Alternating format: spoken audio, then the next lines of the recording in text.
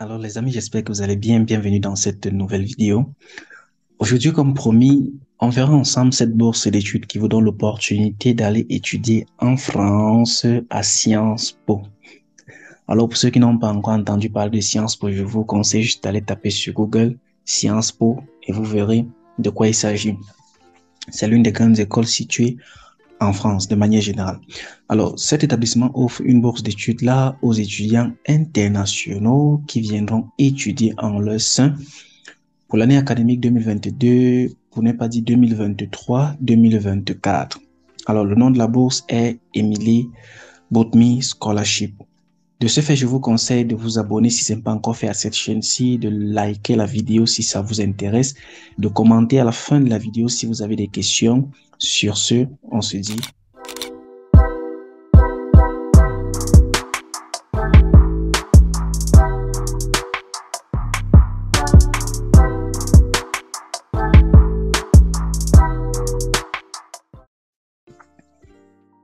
alors, bienvenue une fois de plus, les amis. J'espère que vous allez bien.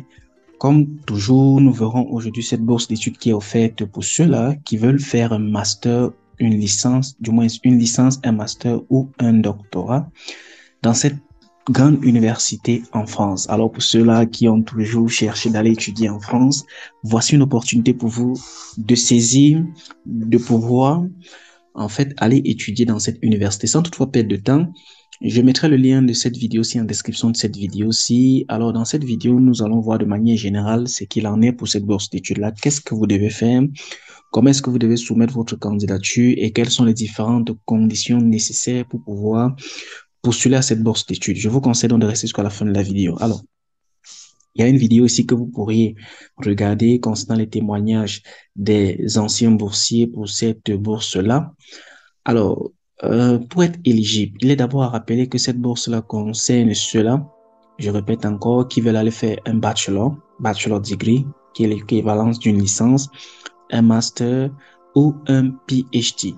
Alors, de manière générale, les conditions pour pouvoir postuler à cette bourse d'études-là est d'être d'abord en premier lieu un postulant dans cette université-là, c'est-à-dire vous devez avoir une candidature en cours au sein de cette université. Vous devez d'abord faire une demande d'admission dans cette université. Vous ne devez pas être un citoyen européen qui, du moins, paye les taxes dans l'Union européenne pour le programme licence et master. Du moins, si vous voulez postuler pour un programme licence ou pour un programme master, vous ne devez pas être de cette nationalité européenne payant des taxes dans l'Union européenne. Alors, il est à rappeler qu'il y a plusieurs types de bourses qui sont offertes par cette opportunité-là.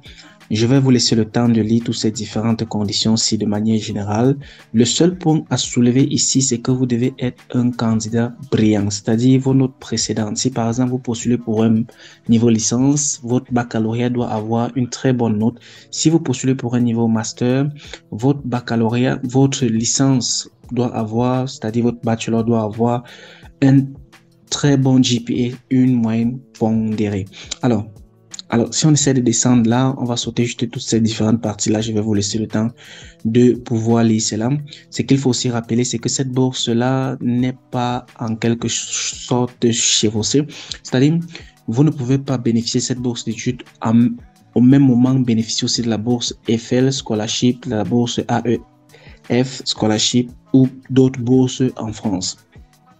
Alors, la valeur de la bourse qui est donnée, du moins ce qui est affecté à chaque candidat pour chaque niveau, est de 13 190 € par année pour les programmes de 3 ans, pour les programmes de 3 ans qui sont l'équivalence de undergraduate, parce que dans le système français, pour la licence, c'est 3 ans, mais dans le système anglo-saxon, la licence qui est le bachelor, c'est 4 ans. Alors, il vous donne l'opportunité de pouvoir fréquenter pour 3 ans et d'obtenir votre licence. Alors, il y a différentes catégories là.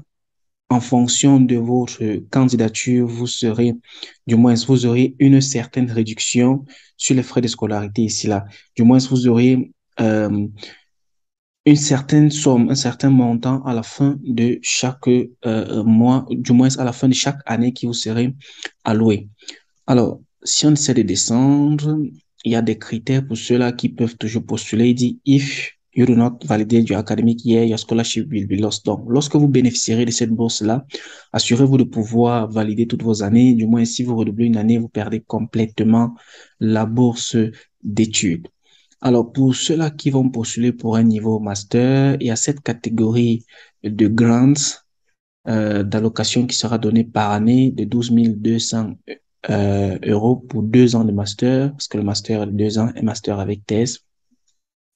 Et la même chose, si vous redoublez une année, vous perdez complètement votre bourse d'études. Alors, comment soumettre sa candidature pour les étudiants là qui vont vouloir postuler pour un niveau licence? Il y a deux catégories, du moins undergraduate college.